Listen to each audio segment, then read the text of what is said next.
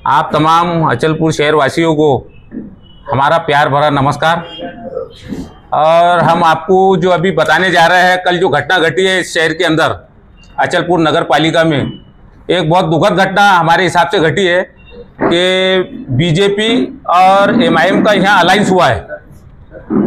BJP MIM का जो alliance हुआ है, ये अभद्र अलायंस है ये हमारी नज़र में, जो कि नहीं होना चाहिए था।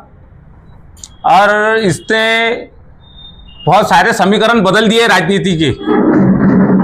उसका कारण ऐसे है कि अभी कुछ दिन पहले हमने आकोट में भी देखा है कि ऐसी बीजेपी और एमआईएम की अभद्र युति आकोट में भी हुई है, और उसने वो नेशनल न्यूज़ बनी है कि बीजेपी और एमआईएम की जो युति अभद्र युति है, उसने पूरे नेशनल मीडिया पर तहलका मचा दिया है। और हमको यही समीकरण अचलपुर में देखने को मिले हैं, जिससे हम बहुत आहत हैं। और हमारा ये बोलना है कि इन्होंने सेकुलर पार्टीज को साइडलाइन करने का एक इनका एजेंडा है, जो इनको ऊपर से प्राप्त हो रहा है। ऊपर से आदेश दिया जा रहा है कि आप सेकुलर पार्टीज को जो है साइडलाइन करके आप ऐसा है ना, मतलब गठजोड़ बनाइए जिससे सेकुलर पार्टीज को हमेशा नुकसान पहुंचे। और वो नुकसान पहुंचाने का काम यहाँ एमआईएम ने किया है। और उसका कल हमारे पास विद प्रूफ हमारे पास सारे समीकरण है जो कल नगर परिषद में घटा है। और हमको पता था कि ये 23 लोगों का जो गठजोड़ है, जिसमें 15 कांग्रेस के नगर सेवक चुन के आए थे और एक नगर विकास आघाड़ी, इसके अंदर एमआईएम, राष्ट्रवादी और 3 अपक्ष लोग मिलकर एक नगर विकास आघाड़ी का ये गढ़ बना था। ये दोनों गठ मिलकर उपाध्यक्ष के वक्त में ये साथ में थे। उसके बाद इन्होंने अपनी अचानक से है ना, मतलब टर्न किया है एजेंडे को, और ये बीजेपी के साथ जाकर इन्होंने अलायंस बनाया है। और कल समिति के इलेक्शन के अंदर पूरी तरीके से कांग्रेस को बाईपास करके एक अभद्र युति बीजेपी के साथ गठित की है। ये हमारा इस पर स्पष्ट आरोप है। और आरोप जो हम बोल रहे हैं, ये हम विद प्रूफ देंगे। जो नगर पालिका के अंदर जो सूची आई हुई है, उस सूची के हिसाब से हम आपको इसके अंदर बताएंगे कि एमआईएम ने किसके लिए सूचक बने और बीजेपी वाले किसके लिए सूचक बने। ये हम आपको विद प्रूफ ये डॉक्यूमेंट के आधार पर देने वाले हैं। अब आपके जो भी सवाल हो हमसे आप पूछ सकते हैं। अगर इस चुनाव के अंदर जो प्रदर्शन रहा वो 15 सीटों पर रहा, जब गठ तैयार हुए तो कल्लू महाराज का जो गठ था, उससे पहले जो उपाध्यक्ष थे वो कांग्रेस की बने। कांग्रेस के उपाध्यक्ष होने से पहले उन्होंने कांग्रेस के उपाध्यक्ष के लिए विश्वास जताया 23 लोगों ने। 23 लोगों। और जो बीजेपी के लोग थे, मतलब बीजेपी से जो उम्मीदवार का नाम दिया गया था, उधर 19 वोट आए। लगभग कल्लू महाराज का जो गठ है उसमें 3 एमआईएम और 2 राष्ट्रवादी जाना है। कहीं ऐसा लगता है कि बहुत बड़ी उसी टाइम की कांग्रेस के लिए सेम थी करके। अगर आप चाहते थे तो अपक्ष जो लोग थे, आप उनसे भी संवाद करके आज जो ये समीकरण घटा, तो आपके पास में आज कांग्रेस के पास में 3 गठ रहते थे। हाँ। एक 10 का गठ रहता था, एक 10 का गठ रहता था, एक 8 का गठ रहता था। ये कहीं ना कहीं आपका नियोजन गलत नहीं हुआ। 15 सीटों पर आप चुनाव लड़ रहे हैं, 15 सीट आपकी चुनकर आ रही है, और इधर जब यहाँ पर उप सभापति और समितियों का गठन हो रहा तो वहां पर कांग्रेस के पल्ले में एक भी सीट नहीं। तो मैं इसका जवाब ऐसा देना चाहूंगा, आप ये समझ लीजिए कि बीजेपी के साथ हमारा गठबंधन हो ही नहीं सकता। जो ये 8 का ग्रुप था हमारे पास, ये सॉलिड ग्रुप था, जो उपाध्यक्ष के टाइम में हमारे साथ रहा, कंधे से कंधा मिलाकर रहा। लेकिन बाद में इन्होंने अपना ट्रैक चेंज कर लिया और ये बीजेपी के साथ जाके जुड़ गए। हम बीजेपी के साथ अलायंस नहीं कर सकते। अगर से हम अलायंस करते तो आज ये नेशनल टीवी पर हमारी न्यूज चलती कि भाई बीजेपी ने कांग्रेस के साथ अलायंस कर ली या कांग्रेस ने बीजेपी के साथ अलायंस कर ली। तो बीजेपी के पास तो वही सीट है। बीजेपी का सवाल है जो अपक्ष चुनकर आए, और 3 देखो ऐसा हुआ समीकरण क्या बैठ रहा है। नगर पालिका के आंकड़े ऐसे 2 प्रहार की सीट है। 2 प्रहार की सीट में 2 सीट रहने के बाद में सबसे बड़ा जिसको कुबेर का खजाना बोले जाता, बांधकाम सभापति का पद, वो 2 सीटों पर आज प्रहार के पास में। इस पर आप क्या बोलेंगे? समिति के इलेक्शन के अंदर गठ के साथ या ना, मतलब आपका गठबंधन होता, आप पर्टिकुलर एक व्यक्ति के साथ आप गठबंधन नहीं कर सकते या गठ से बाहर उसको निकाल नहीं सकते। आपको गठ के साथ ही मतलब आपका अलायंस करना पड़ेगा आपको।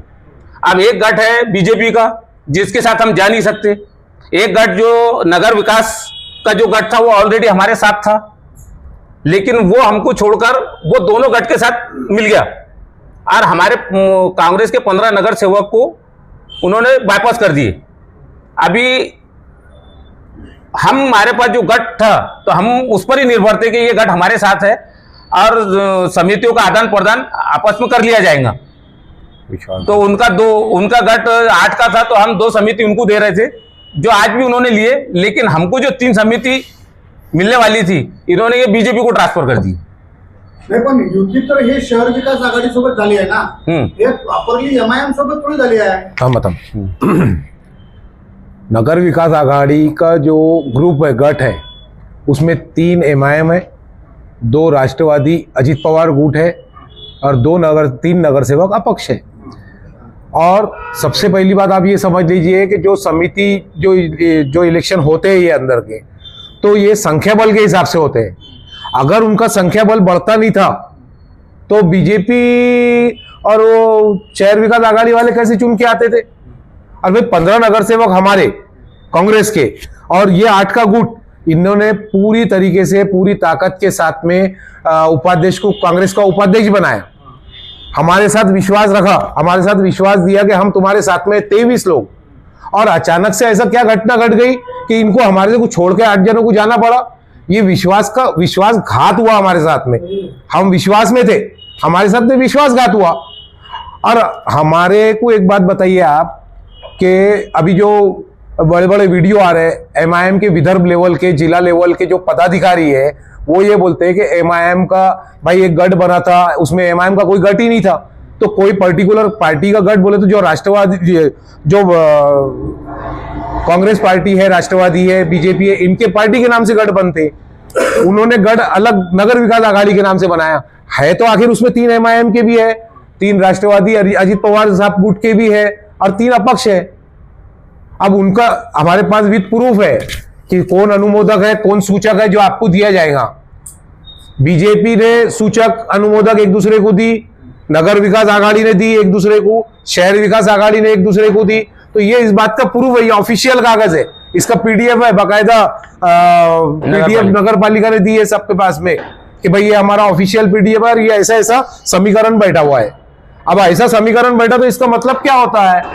अगर ये विदर्भ लेवल के और जिला लेवल के एमआईएम के पदाधिकारी अगर इस तरीके की बात करते हैं कि हमारा गठबंधन नहीं है और गलतफहमी है, तो ये गलतफहमी नहीं है, ये हकीकत है कि एमआईएम, राष्ट्रवादी कांग्रेस पार्टी, अजित पवार गुट और 3 अपक्ष, इन्होंने हमको भरोसे में रख के हमारे साथ में भरोसा तोड़ा, हमारा विश्वासघात किया। सीधी सीधी बात है। तुमच्या कधी लक्षात आलं तुमचे 15 लोक तुम्ही त्याच्यात तुमचा एखादा ताबडतोब नामांकन का दाखल केलं? तुम्हाला हे केव्हा लक्षात? अरे भाई, हम नामांकन दाखल इसलिए नहीं किए हमने कि हम विश्वास में थे कि हमारे साथ में ऐसा कुछ होने वाला नहीं है, क्योंकि हम उपाध्यक्ष के साथ में 23 लोग कंधे से कंधा लगा के चल रहे थे। अब अचानक से ये आधी रात को कब घटना घट गई, हमको तो हाउस में जाए बात दिख रहे ना ये सब कि ये 3 गठजोड़ हो गए करके इनके, जिसमें एमआईएम भी है, अजित पवार गुट बीजेपी के साथ में जुड़ा हुआ है, ये सबको मालूम है। और ये ढिढोरा पिटते अल्पसंख्यक का वोट ले लिए इन्होंने, और जब देने का टाइम आया तो उधर चले गए। एमआईएम कट्टरवादी बातें करते रहती, कट्टरता की बात करते रहती, बीजेपी कट्टरता की बात करते रहती और अलायंस कर रही है एमआईएम के साथ में। एक नगर सेवक मुस्लिम अपक्ष भी है उसमें। और रही 21 नगर सेवक मुस्लिम की बात, जो आज हमने इंटरव्यू में सुने कि 21 नगर सेवक, तो ठीक है 21 नगर सेवक है, कोई हरकत नहीं है, और सबका साथ सबका विकास हम भी चाहते हैं। हमारे को भी ऐसी चाहत है कि पूरे गांव का, पूरे शहर का, पूरे वार्ड, पूरे प्रभाग का सबका विकास होना चाहिए। इस तरीके से करके क्या हासिल होगा? जो आज किया गया है, हमको बाहर रख के, भरोसे में रख के हमारा भरोसा तोड़ा गया, विश्वास तोड़ा गया, इसमें आप क्या मैसेज देना चाहते हो? नाही, तुमचा भरोसा तुटला म्हणून तुम्ही त्या रागाभरात पत्रकार परिषद घेऊन त्यांच्यावर आरोप तो नहीं करत है? नहीं, आरोप का काम ही नहीं है। हम तो हकीकत से आपको रूबरू करा रहे हैं, आरोप नहीं है हमारा। आरोप तो है, बाकी हकीकत के साथ में। हम सिर्फ मुंह से नहीं बोल रहे, हम डॉक्यूमेंट के साथ बोल रहे हैं। अगर उनके पास कोई डॉक्यूमेंट है ऐसा कि हमारी युति नहीं हुई हुई है, तो बताइए कहां युति नहीं हुई हुई है, ये डॉक्यूमेंट प्रूफ कर रहे हैं। अरे भाई, सूचक अनुमोदक कौन रहेगा एक दूसरे का? जो युति रहेंगी उसका ही सूचक अनुमोदक रहेगा। ये डबल क्रॉस केलं त्यांनी. डबल क्रॉस किया. आज जो न्यूज़ आप चालू है, ये एक मिनट. देखिए उसका कैसा सिस्टम है. सबसे पहले ये भी लगा. टोटल 41 नगर सेवक हमारे चुन के आए, ठीक है, नगर परिषद में. यहाँ पे 4 गढ़ बने. 4 गढ़ ऐसे बने हैं कि हमारा कांग्रेस का 15 का गढ़ रहा है और बीजेपी जो कि 9 सदस्य थे उनके साथ एक अपक्ष गए, तो उनका बीजेपी का 10 का एक गढ़ बना है. इस तरह से 2 गढ़ हुए और 8 लोगों का एक नगर विकास आघाड़ी बना, जिसमें और एक शहर विकास आघाड़ी 8 लोगों का बना. जो शहर विकास आघाड़ी रहा तो इसके अंदर मतलब प्रहार के जो आप बता रहे हो वो 8 सदस्य रहे और जो नगर विकास आघाड़ी रहा तो उसके अंदर जो अभी हमने कहे 3 एमआईएम के सदस्य, 2 एनसीपी वाले सदस्य और 3 अपक्ष सदस्य जिसके गठ नेता कल्लू महाराज जी है. इस तरह से 4 गढ़ बने. अब कोई भी सदन हो या कोई भी हाउस हो, आपको तो समझता है कि 51 से ज्यादा मेजोरिटी चाहिए, जिसके बाद 51 उसके बहुमत. इससे पहले भी ऐसा ही हुआ कि हमारे पास में 15 सदस्य हैं. अगर हम किसी भी गढ़ के साथ जाते हैं तो हमारी सरकार बनती है, मतलब हमारे पास में हर तरह की सभा समिति या कोई भी वो हो हमारे हाथ में रहेंगी, या जिसके पास भी मतलब 22 सदस्य हो जाते हैं उनके पास में मेजोरिटी रहेंगी. इसी तरह से जब तय हुआ तो हमारी जो कांग्रेस थी तो कांग्रेस के साथ में अब जाहिर सी बात है ये 8-8 के अगर गढ़ जाते भी तो उनके पास 16 की मेजोरिटी हो रही. 22 एटलीस्ट कम से कम 22 चाहिए आपको, 22 सदस्य चाहिए. अब हमारे पास 15, हमारे साथ कोई एक भी गढ़ आता है तो हमारी मतलब हमारे पास में समितियां भी और सारी सरकार भी हमारी बन रही है हाउस के अंदर. इसी तरह से कंसेप्ट है. रहा सवाल तो हमने साथ में लेके चले थे नगर विकास आघाड़ी को, जिसमें एमआईएम के 3, राष्ट्रवादी के 2 और अपक्ष 3 है.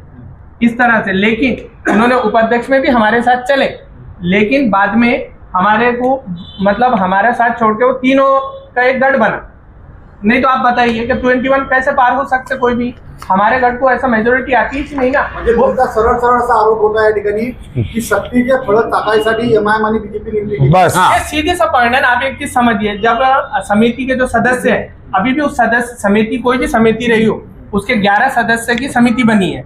आप बात समझिए, 11 सदस्य है तो उसमें कांग्रेस के 4 सदस्य है, बीजेपी के 3 सदस्य है और नगर विकास आघाड़ी के 2 सदस्य और शहर विकास आघाड़ी के 2 सदस्य हैं. ये 11 लोगों की समिति बनी है. अब हमारे को जब इसका सभापति चुनना है तो उसके लिए 6 सदस्य चाहिए, जिसके साथ 6 सदस्य उसका सभापति. हमारे पास ऑलरेडी 4 है. अगर हमारे को किसी एक का भी समर्थन मिल जाता तो हमारा भी सभापति होता, मेजोरिटी हमारे हाथ में रहती, चाहे वो नगर विकास की हो या शहर विकास की हो. बस यहाँ पे उनके पास में आप देख लीजिए, अब कोई भी दो, चाहे बीजेपी के साथ अगर नगर विकास जाए या शहर विकास, तो 5 ही आंकड़े होते हैं, उनका 5 ही वोट हो रहे, 6 वोट चाहिए हमें. तो ये सीधा सीधा कंसेप्ट है. आपके भी शायद आई थिंक समझ में आ गया होगा. तो इसी तरह कंसेप्ट हुआ है. अब आगे का आपका रणनीति क्या रहेगी इसमें? अब जो रणनीति रहेंगी तो वो वक्त के हिसाब से और जैसा हमारा पक्ष तय करेगा उसके हिसाब से तय करेंगे रणनीति को लेकर. काँग्रेस गटाला कोणाला पाठिंबा दिला आहे? आमचा कोणालाही पाठिंबा नाही आहे. इसको लेकर हमारे फिलहाल साथ है. बीजेपी के साथ में हम बीजेपी के विरोधी रहे हैं. कांग्रेस सेकुलर विचारधारा को है, हम बीजेपी के साथ अलायंस नहीं करेंगे ना अभी जाने को तैयार. आपके गट में कोई तो नाम सुझाया होगा ना वहाँ? क्या सभापति के लिए? सभापति के लिए इसलिए नहीं सुझाया गया है कि संख्या बल कम हो गई. हमारे पास हमारे पक्ष के सिर्फ 4 रह गए और 7 उधर हो गए, तो नॉमिनेशन किया ही नहीं गया. जब ऑलरेडी वो नहीं रहा. आप विपक्ष की भूमिका निभाएंगे? बिल्कुल, कांग्रेस जो है विपक्ष की भूमिका निभाएगी पूरी ताकत के साथ और जोरदार तरीके से विपक्ष का काम संभालेंगी. अभी हमारे साथ जो धोखा हुआ है तो वो इसलिए ज्यादा हाथ कर रहे हैं कि भाई एमआईएम जो है वो हमेशा मुसलमानों को टारगेट करके वोट लेती है, हमेशा मुसलमानों को टारगेट करके वोट लेती है, मुसलमानों का वोट लेती है. लेकिन आज मुसलमानों को जब सभापति का बनने का टाइम आया तो एमआईएम जो है बीजेपी के साथ गठबंधन कर बैठी. सबसे बड़ी बात सीधी सीधा पॉइंट, सीटें जो मुसलमानों की 21 सीटें जो चुन के आई, एक साथ क्यों नहीं रहे सब? तो ये तो उनको तय करना चाहिए था ना। कांग्रेस तो सबसे बड़ा गठ है ना, और कांग्रेस ने कोशिश करी कि सबको बिल्कुल बिल्कुल हम आज भी आपने कैप्चर करने की कोशिश करें। अगर हम युवती नहीं करते तो उपाध्यक्ष हमारे साथ ही नहीं दिखता। अगर बार कल जो सवाल आपका है वो सवाल का जवाब उपाध्यक्ष जो कुर्सी पे बैठे हैं हमारे कांग्रेस के, वो उसका सबूत है कि हमने अगर कांटेक्ट में नहीं रहते तो कांग्रेस का उपाध्यक्ष कैसे बनता था वहां पर। कांग्रेस का उपाध्यक्ष उसी बिना पे बना है कि हम 23 लोग एक दूसरे के टच में थे, जो कि मैंने आपको पहले भी बताया कि इन्होंने ताबड़तोड़ में क्या ऐसा घटना घटी, क्या हुआ उनका, ये हमको नहीं मालूम। उन्होंने हमारे साथ विश्वासघात किया, नहीं तो आज सत्ता भी हमारी रहती थी, स्टैंडिंग भी हमारी रहती थी, और हम सब लेके काम करते थे। क्योंकि बीजेपी अल्पमत की है सरकार, यहां पर होती सरकार नहीं है, अल्पमत में है, और हम बहुमत में है। तो इसको देखते हुए उन लोगों ने कुछ किया होगा ऐसा कुछ। तुम्हाला काय असं वाटते का की देवाणघेवाण झाली ती? देवाणघेवाण झालीची वस्तू तुम्हाला असं वाटते काय किंवा ज्या पद्धतीने जर कुछ भी हो सकता, कुछ भी पॉसिबिलिटी है, पॉसिबिलिटी को डिनाई नहीं किया जा सकता। जो चीज एमआईएम को हम दे रहे थे वही चीज उन्होंने भी दी है। हम भी एक स्टैंडिंग दे रहे थे, 2 समिति दे रहे थे, हम 23 लोग मिलकर जो ठहराए थे, सेम फार्मूला हमारा भी वही था। बाकी उनको क्यों पसंद नहीं आया, और इसका भी तो जवाब पूछना पड़ेगा ना आपको। अब आज आप लोगों के माध्यम से ही उन लोगों ने इंटरव्यूज दिए और ये बातों को सब गलत बता रहे हैं कि ये अफवाह है। तो मैं आप लोगों से गुजारिश करूंगा, आप लोगों से रिक्वेस्ट करूंगा कि आप ये प्रूफ के साथ अपने अखबारों में, अपने चैनल्स पे, अपने मीडिया पर ये चीजों को डालिए और पूरा रूबरू कराइए हकीकत से, प्रूफ के साथ। अगर ये प्रूफ नहीं होता था तो हम भी सोचते थे, बाकी आज प्रूफ है ना हमारे पास कि गठबंधन का प्रूफ ये पूरा जता रहा है कौन किसका अनुमोदक है, कौन। ऐसे ही अनुमोदक सूचक थोड़ी ना बन जाते भाई बगैर गठबंधन के। मैं एक बात बोलना चाहूंगा जो शायद किसी के जहन में वो बात आई नहीं होंगी आप लोगों के। असल में पहली मर्तबा नगर पालिका के इतिहास में जो घटना घटने वाली थी वो ये था कि 5 के 5 समितियां मुस्लिम लोगों को जाने वाली थी। 2 स्टैंडिंग। दूसरी बात, 2 स्टैंडिंग में मुसलमान ऑलरेडी जाने वाले थे। एक उपाध्यक्ष पहुंच चुके थे और एक हमारे गढ़ से, कांग्रेस के गढ़ से एक असलम भाई पहुंच चुके थे। 7 स्टैंडिंग के 10 में से 7 मुस्लिम होने वाले थे। जो चीज सबको अखर गई कि 7 मुस्लिम स्टैंडिंग में पहुंच रहे हैं, इसको कैसा रोका जाए, इसके लिए पूरा का पूरा एक कार्यक्रम रचा गया है। मैं ये बात बोलना नहीं चाह रहा था कि भाई मुस्लिम वहां पहुंच रहे हैं, लेकिन हमको बोला जाता है एमआईएम के जो असदुद्दीन अवीसी साहब है कि मैं आपको हिस्सेदारी दिलाना चाहता हूं। अगर वो हिस्सेदारी दिलाना चाहते हैं तो हिस्सेदारी तो आपने हमारी छीन लिए, दिलाने के तो दूर की बात रह गई। आपने कभी भी बीजेपी को हराकर आपने कभी कोई कैंडिडेट नहीं जिताया। आपने हमेशा सेकुलर पार्टी का कैंडिडेट हराकर ही अपनी क़यादत बढ़ाए। आपने कभी बीजेपी के गढ़ में जाकर बीजेपी का कैंडिडेट हराकर आपने सीट नहीं लाए। आपने हमेशा सेकुलर पार्टीज का ही कैंडिडेट हराए और वहां पर अपनी क़यादत खड़े करे। सेम पोजीशन आज यहाँ आ गई कि आज जब मुस्लिम नगर सेवक 7 मुस्लिम नगर सेवक स्टैंडिंग में यानी मतलब पावर में जाने वाले थे, तो वो चीज सबको अखर गई कि ये ऐसा ना हो, इसलिए ये पूरा का पूरा कार्यक्रम रचा गया और मुसलमानों को बाहर रखने की साजिश रची गई। ये आप देख लीजिए और मैं ये स्पष्ट आपको आंकड़ों के आधार पर बता रहा हूं। आप आंकड़े, मैं आपको ये 23 का जो गठबंधन रहता था तो 5 समितियां मुस्लिम के पक्ष में आ रही थी, एक स्टैंडिंग और 2 स्टैंडिंग में एक अता भाई पहुंच चुके थे और एक स्टैंडिंग में असलम भाई गए। ये 7 नगर सेवक वहां पर स्टैंडिंग में पहुंच रहे थे। इसको रोकने के लिए सारा समीकरण रचा गया। तो क्या लगता है ये षड्यंत्र किसने रचा है कांग्रेस को बाहर रखने का? बीजेपी और एमआईएम ने। अच्छा, एक सबसे बढ़िया सवाल एक ये है कि 18 जो सदस्य है, एक तरफ 18 है और एक तरफ 23 है, उसमें 3 एमआईएम के। अगर वो 3 एमआईएम के 18 में आ जाए तो 21 हो जा रहा है। हाँ। उधर बच रहे 20। हाँ। और अगर वो 20 में 21 में से अगर 3 वो 20 में चल जाए तो हो जाएगा 23। हाँ। तो ये तो पहले अभी 11 महीने के लिए सभापति और समितियों का चयन हुआ जैसा। हाँ। आने वाले समय में अब तो और 11 महीने के और 4 टर्म बाकी है। अगर हर समय एमआईएम ने ऐसी भूमिका ली कि 18 प्लस अभी चलो भाई इधर अपन 3, इधर अपने पास में बहुमत हो गया, इधर कोई समिति नहीं है, फिर कुछ समय के बाद में 18 में 3 मिला दी जाएगी, फिर 21 हो जाएंगे। तो आखिरी में कहीं ना कहीं निर्णायक के स्वरूप में बाजी तो एमआईएम की दिख रही है, नहीं, नहीं। तादाद में कम है। नहीं, ऐसा नहीं हो सकता, ऐसा नहीं हो सकता।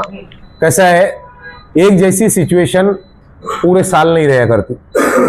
पूरी सिचुएशन जो आज देख रहे हैं ना तुम, ये सिचुएशन साल भर नहीं चलेंगी, इसमें चेंजेस आएंगे जो आपको वक्ती तौर पे देखने को मिलेंगे। जरूरी थोड़ी है कि आज उनके साथ है तो कल हमारे साथ नहीं आएंगे।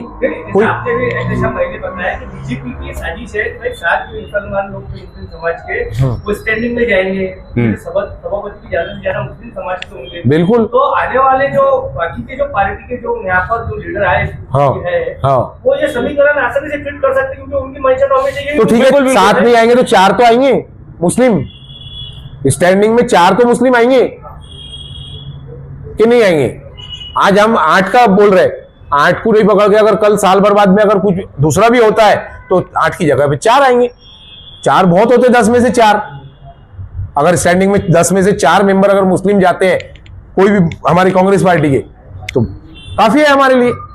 आज तो एक भी नहीं गया इनके षड्यंत्र की वजह से। अच्छा, अभी आपने बताया कि आप विपक्ष की भूमिका निभाएंगे। जी। ऐसे में बहुत सारे शहर के विकास को लेकर जो है वो कांग्रेस पार्टी के नगर सेवकों की क्या भूमिका है? विकास के मुद्दे पर कांग्रेस पार्टी के नगर सेवकों की क्या भूमिका है? भाई विकास के मुद्दे, विपक्ष विरोध जो करना है विपक्ष में तो रहेंगे। विपक्ष में रहने का मतलब काम नहीं होंगे। आपका बोलना ऐसा है क्या कि भाई अगर हम विपक्ष में रहेंगे तो हमारे विकास नहीं होंगे? विकास हो इसके लिए किस तरह से दबाव बनाया जाए वो तो हाउस में बताएंगे हम आपको कैसा दबाव बनेगा और कैसा विकास होगा। हमारा तगड़ा विपक्ष है, कोई छोटा मोटा विपक्ष नहीं है। 15 लोगों का विपक्ष है हमारा और तगड़ा विपक्ष है, एक्सपीरियंस होल्डर विपक्ष है। और कुछ नए भी लोग जो हमारे साथ जुड़े हुए, जो नए जो नगर सेवक हमारे सम्माननीय चुन के आए हुए, वो भी कोई ऐसे नहीं है कि कुछ बोल नहीं पाएंगे, पढ़े लिखे नहीं है। हर चीज पढ़े लिखे वेल एजुकेटेड लोग हैं और सब बोलने वाले हैं और विकास के मुद्दे पे दबा के अपना पक्ष रखने वाले हैं। उस तरीके से विकास करेंगे हम। अच्छा, एक सवाल और था कि प्रहार के पास में 2 सीटें प्रहार की सिंबल से चुनकर आएगी और उनके पक्ष के जो पदाधिकारी है वो अपक्ष के तौर पर चुनावी मैदान में खड़े थे जी। ऐसे वो 2 लोग और है, ऐसे उनके पास में 4 सीटें, मतलब 2 अपक्ष के चेहरे और 2 प्रहार के चेहरे जी। तो एमआईएम और बीजेपी का तो ठीक है, ये गठबंधन नहीं होना चाहिए था, आपने जैसा बताया अनुसूचक वगैरह का जो पता है, लेकिन आपको कहीं ना कहीं ये भी लगता नहीं है कि सभी पक्ष ने मिलकर कांग्रेस का गेम किया? क्योंकि चांदूर बाजार के अंदर बीजेपी के कैंडिडेट को हराने के लिए प्रहार ने अपनी ताकत झोंक दी थी और अभी से जो अपने अपराध जो समितियों का चयन किया गया उससे एक दिन पहले ही चांदूर बाजार में समितियों और सभापति का गठ तैयार किया गया, वहाँ पर चयन हुआ उनका। वहाँ पर प्रहार ने काफी तगड़ी बाजी मारी और यहाँ पर प्रहार ने 2 मेंबर रहने के बाद में भी, एक साथ रहने के बाद में एक बालकम सभापति के ऊपर हाथ में लिया। तो आपको कहीं ना कहीं ऐसा लगता है कि सभी पक्ष और पार्टियां मिलकर ये कांग्रेस का पूरा गेम कर रहे हैं? तो यही तो मैं बता रहा हूँ ना आपको, कांग्रेस को बाहर रखने का काम जो करे इन्होंने। मेरे को एक बात बताओ, बीजेपी, प्रहार और एमआईएम आपस में एक दूसरे के खिलाफ लड़ती, बिल्कुल पुरजोर तरीके से लड़ती। हमारे एमआईएम वाले बिल्कुल कट्टरवादी की बात करते बीजेपी के खिलाफ। प्रहार और बीजेपी भी आमने सामने बिल्कुल टकराव की भूमिका आपने देखी है। अभी विधानसभा के इलेक्शन में क्या मामला हुआ और नगर पालिका के इलेक्शन में क्यों ऐसा कर ले रही है? ये अभद्र युती है, ये अभद्र युती है ना, इसका कोई मेल ही बेमेल आहे. सत्तेचे फळ चाखण्यासाठी एकत्र आले, सत्ताचा फळ चाखण्यासाठी एकत्र आलेले आहेत. आमचा हाच म्हणणं आहे आणि आमचा हाच सांगणं आहे तुम्हाला. और मेरा एक जो एमआईएम के विदर्भ के बॉस है, समझ लीजिए, क्या नाम है उनका, पुंजानी साहब, उन्होंने ये बोले कि भाई इन्होंने इलेक्शन फेस नहीं किए, इलेक्शन फेस नहीं किया और इन्होंने आपस में, तो हम ये बताना चाहते हैं उनको, उनका ये जवाब कि भाई इनकी युति एक रात पहले हो चुकी थी, जब ही तो उन्होंने एक दूसरे को सूचक अनुमोदक दिए. अदरवाइज ऐसा हो सकता है कि बीजेपी एमआईएम को सूचक दे और एमआईएम बीजेपी को सूचक दे. वाचून दाखवा दे पढ़ के बाद आम्हा तुम्ही द्या.